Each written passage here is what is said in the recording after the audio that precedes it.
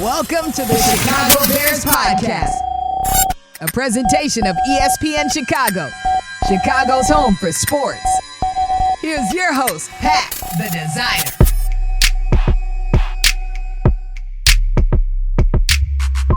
Bear down, Bears fans. Welcome into another edition of the Chicago Bears Podcast. Pat, the designer, Tommy Waddle in the building. How's it feel being back at Hallis? A little different than when you played. It's different. It's a different building. It's a nicer building. Same sunburn. Sunburn? But different building. You haven't learned the sunscreen yet? No, I haven't. So I got the leathery neck working. But look, I mean, I tell anybody that will listen, this place is spectacular. The fields are great. The amenities are great. The workout rooms, everything. Top-notch place for sure. It is a beautiful facility, and we got to see some. Listen, they're hitting out there now. This is not no pad practice anymore. They're getting some action out here, and we saw the offense struggle a little bit versus the defense today, but we're implementing new things. What are you seeing from this team so far now, getting ready for a first preseason game that you like? You know, I've seen, I want to say 3 or 4 practices now, and I have to be honest with you, what's been most impressive to me has been the defense. Yes. Now, and again, I mean, that's not a shot at the offense. It's a compliment to the defense, especially, I'm really not focusing much on what's happening at the line of scrimmage. I know that a couple of their guys, Walker's been out, and Ngakoue is new, so, hasn't been in there. So we really haven't kept an eye on the pass rush, but their back seven's got a chance, I think, to be really good group. They got some youth in the secondary and some athleticism and some ball hawks. I love the kid out of Miami, Stevenson. I think Jalen Johnson will continue to play well. Gordon, you kick him inside, and I think he's comfortable there. And obviously you add Edwards and Edmonds at the linebacker spot. And like I said, I think you've got a really good chance of having an above average back seven. And I'm looking for them to make some plays. So I think the thing that has stood out to me most has been, is that collectively in the 3 or 4 practices I've watched, I've been very impressed with what I've seen from the defense. It's from the professional standpoint, right? From the fan aspect, we are like, okay, the defense is still seems ahead of the offense. They are. Seems like they're still getting in the backfield a ton. Seems like they're now, again, I keep saying get to Justin Fields. We watched Justin Fields get out of some very precarious situations. Yeah. But is it still normal at this point, second year in a system, that we're seeing the defense be like today? I thought the defense dominated the offense, realistically. Yeah, I think it's okay. I mean, look, what you want to progress as camp goes on so that you have more of a stalemate or more you come out of it and you feel like you've had a draw. Yeah. But I would say, that especially early, my experience was early in camp that the defense was a little bit further ahead. I'm not saying that they don't have schemes and concepts that they need to adhere to, but I think that there's more structure to the offense. And I think that, again, when you've got so many new faces in there, I think the offense will take a little bit more time to gel. I actually believe, I'm one that believes, especially when you have a young ascending quarterback, that this offense will look better when they're game planning. It's like basketball. Like you play a pickup game. The defense is winning that pickup game right now. I think that this is a group that, because again, there's some new faces and, you're learning the system. I think that they'll look better when they're starting to game plan for things. But again, I think the other thing I think is really important. And I think other than adding guys like DJ Moore to the huddle and Chase Claypool and others, guys with tremendous talent, I think Justin being in the same system for consecutive years for the first time since college is going to be tremendously beneficial to him and the whole offense. We saw the coaching staff getting after the offense a little bit today. I saw Matt Eberflus kind of snapping on him, saying we're going to reset it here. Is that what you want to see at this point? You still want to see we're seeing so many corrections happening, of course, but even Luke Getsy talked about it in his press conference. We're also still seeing probably a mistake every play. No, you can't have that. I mean, that's got to go away. And you would think as camp rolls on that those moments will be fewer and further between. I wouldn't say like I'd get not bothered by it yet. Yeah. Okay. That's really the question. Are you? Yeah, not bothered by it yet. No, not yet. I mean, but it needs to, like, the simple stuff bothers me. Like I always say, I don't know who said it, but whoever said it deserves a lot of credit for it. Do simple better. It may have been Joe Madden with the Cubs from years ago, but whoever it was, but it resonated with me because, like, these guys are some of the greatest athletes on the planet. Like, the spectacular will come more natural to them than other people. Yeah. But you have to learn to do the simple things better and more consistently to really climb that mountain and get to where you want to go, especially on offense. So, you got to get rid of the illegal procedure penalties and then jumping off sides and all that other stuff. But I wouldn't. I mean, it's still early. It's still early. Yeah. Do you like, because this is the news we got yesterday, that the starters are going to play. Now, depending on who the starter is, right, I expect to see maybe a series of Justin Fields out there, but depending on who the starter is. But do you like that we're going to see them do the in-game rep here for, okay, you're going to go against somebody who's not your defense, who isn't scared to not hit you? Yeah. Or are you on the side of, hey, listen, guys, like, these games aren't important. We don't want to risk our guys out there. I lean more towards, I think that especially for, again, a young ascending team, I think that these are valuable reps. Now, I am also one that thoroughly believes that what they'll do next week against the Colts in those combined practices, I think you'll get more out of that than you would in any preseason game. I think you'll learn more about yourself and your team and where you're at as a coach. I think you'll learn more from that experience with the Colts than you will this game against the Titans. But I'd like to see them play. Yeah, I mean, look, if this was a different group, if this was the Bills, and I think I heard earlier today that like Josh Allen and Stephon Diggs are not going to play in their first preseason, and I get that because they've already established the chemistry that is necessary. So I wouldn't overdo it. I mean, because I think that it's a natural balance of, are you going to get something beneficial from doing this, but also the risk of getting hurt is something that you have to evaluate. Now, I mean, look, this is a vicious sport. You could get hurt doing anything. Yeah. But I think you come into this game, especially like you don't want your quarterback to get hurt. So I think if I'm Luke Getsy, I'm telling Justin, look, under no circumstances are we tucking and running. If things don't develop, dirt it right into the ground, and we'll live for another play. Do not put yourself in a precarious situation. Don't stand tall in that pocket if, in fact, you feel that it's collapsing. I think you can get some things done, but you also have to have a game plan to protect yourself in the process. There's no certainty that everyone's going to come out of the game 100% healthy. But I think at this stage, especially with where they're at, I have no problem with them playing a couple of series. Yeah, I don't think that's a problem. My only concern right now is the injuries that are mounting up already before we've gotten there, right? Even looking at the defensive side, of course, you're going to get more bodies in there and you're going to get more reps for those guys and opportunities, but you're already coming in with this offensive line a little bit banged up early on, right? Nate Davis still not out there. You're coming in with your defense. I mean, Tremaine Edmonds, I think Eddie Jackson was back out there today. Jack Sanborn was out there, but we're seeing guys kind of go down, and that's the process of training camp. But my only thing is, right, what are you getting from that? Like for Justin Fields, we're getting one series. He's going to throw a deep ball and hand the ball off 3 times if the deep ball isn't completed. Then he's probably going to sit down. What are you getting from having him in there? Just hearing the cadence or just setting things up? Yeah, I mean, you got a rookie right tackle. You got to learn how he handles his business. You've got a new center in Cody Whitehair. So you've got to, all of the things that you take for granted, the center quarterback exchange, all of that stuff. When it's live, I think it's all beneficial. And I think, Justin's still only in his 3rd season. So every snap, I think there is something that you can learn out there. Again, I think there's a pretty reasonable balance between getting something out of these games and not putting your top players in harm's way. Right. But I think you could still do things that, I think these guys need to hit somebody else too. Like they haven't done that yet. I think, if you talk to some of the big guys in the trenches, they want some fresh meat. Yeah. And I think it's a good opportunity to go out and do that. I don't think, again, you have to spend, 2.5 quarters doing it if you're one of the starting groups. And to address your point too about the injuries mounting, you always keep an eye on it. And I know that, like most teams, they keep a lid on kind of who's where with their injury and how severe things are. Again, it's something I wouldn't worry about yet. Yeah. Like Nate Davis really hasn't practiced, but Nate Davis has been in the league for a long time. So I think that he can step in and play probably quicker than a younger player who hasn't had the same experience.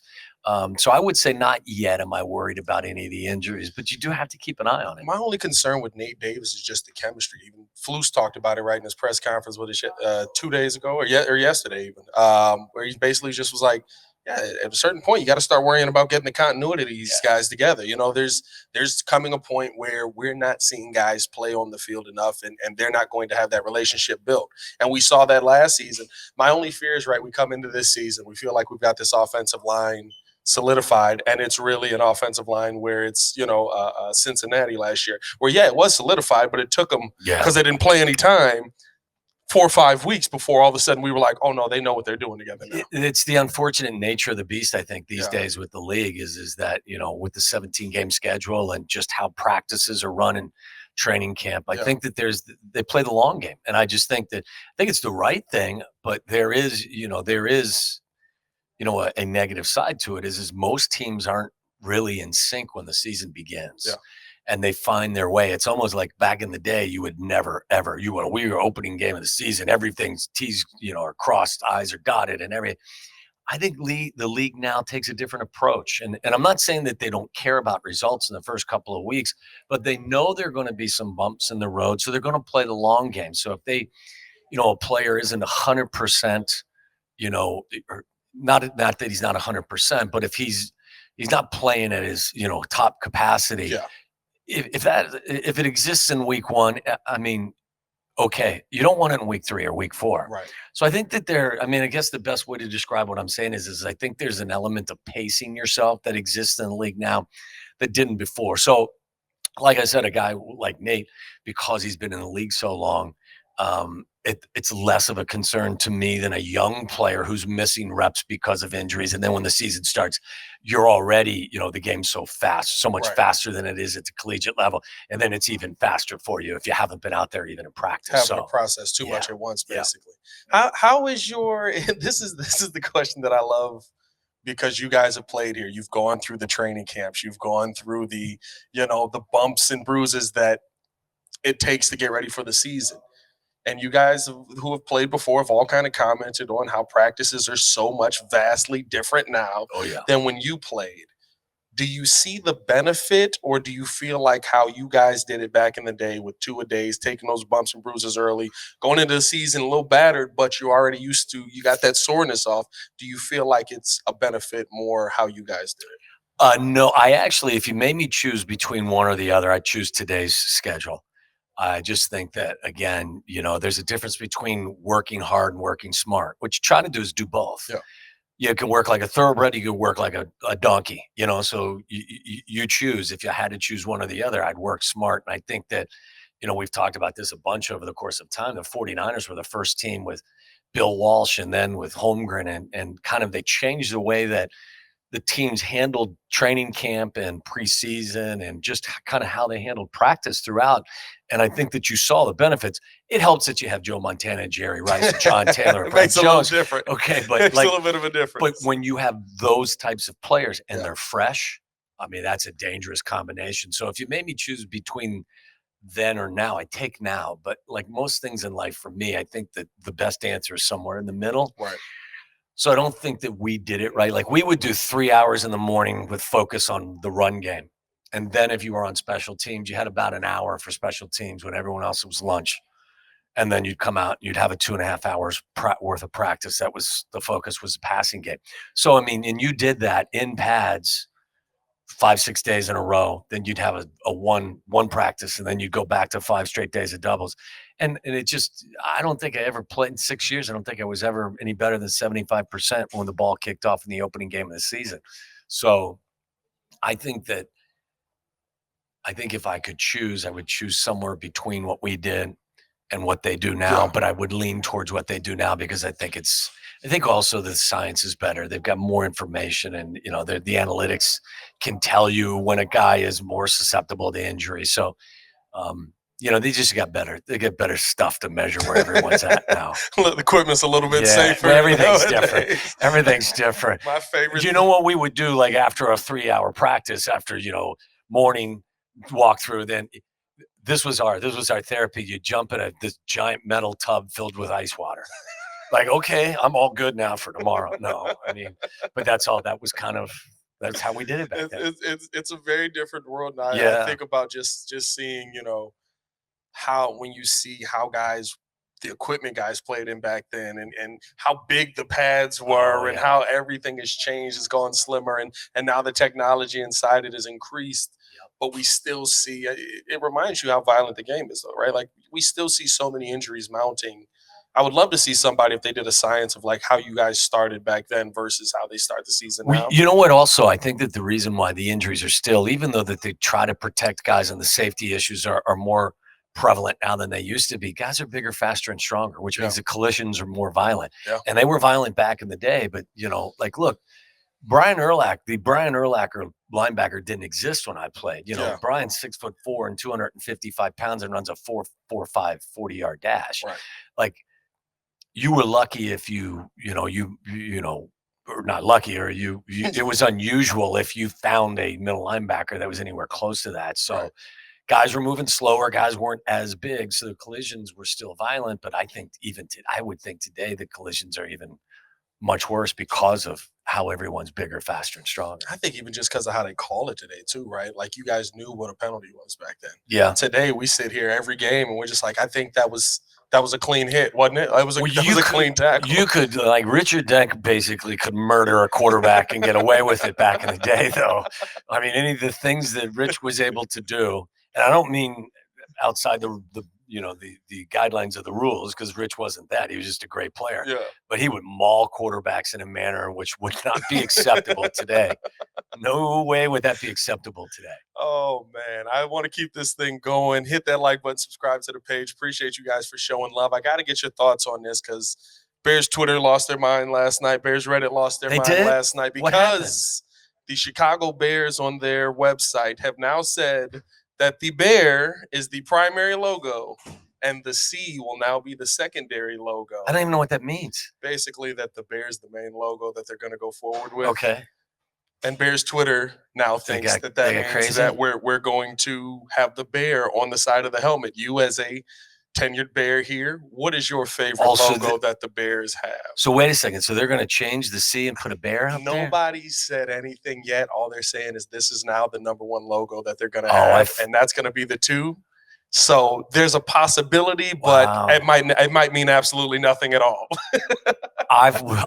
Unless it was like, because obviously the throwback helmets, but anything, I just can't see this organization changing the C. No, I can't. That would surprise me greatly. I think the Bearhead's actually more original to me, because I believe the Reds had the C before the Bears did, and it's literally the C in red. Chicago University, I believe, had it as well before the Bears had it. So I personally like the Bearhead, I think, but it would look very starkly different on the side of the helmet. It's definitely not something I would lose my stuff over. That kind of stuff really doesn't move the needle with me. I would find it hard to believe that they would do that, because this building and the family is so in tune with the rich tradition. Yeah. But if they did, I'm okay. You're not losing your mind over it. It's still good. You'll win some games. Let's win some games. That's what I said. I said, I don't care. I don't care if they were pink. Yeah. For 17 games, if they go 13-5, we're in the get 13-4. We're in there. You wear a tuxedo T-shirt over your pads for all I care. Let's just win some games. That's good. Hey, man, we appreciate you guys for tuning in. I had to get that insight. I had to hear it from a former Bear, because for me, I love the bear. I do. I think that's the iconic logo that sets the Bears apart. I think the C is a little. It's a little. I like it. I love it because of the history. But then again, I'm also one that I actually like the orange jerseys, and I know I'm in the minority. I love the orange jerseys. I hate the performance in the orange jerseys. That's fair. That's fair. That's totally fair. We put the orange jerseys on, and I'm just like, they're not gonna. I even like the orange helmets, to be honest with you. I think I'm definitely in the minority there in terms of the popularity of it. But look, again, I'm a fan of different. It doesn't always have to be the same thing, right? Like, it's because you're young. If it was all the same, those of us old guys, we get set in our ways, and when you move a pillow on my couch, and I'm going to fight you. That's just reality, man. But I respect what happened before, right? That pillow did exist there. That's right. You know what I mean? We're not going to act like that pillow didn't exist. Don't come into my house and get on my couch and move my pillows. But the pillow does look good here. I'm just saying. But it's your house, you know. It may, but that couch is comfortable and that pillow's been there that whole time. It's for lumbar support. That's what it really is. It's fair. Hey, hit that like button, subscribe to the page. Pat the Designer, Tommy Waddle here on the Chicago Bears podcast. 5 days a week. We'll be back tomorrow. Breaking it down. I believe Black and Abdallah coming on with us tomorrow. So another fun episode coming you guys' way. Reacting to training camp. Y'all stay safe out there, Chicago. Peace. Fair enough.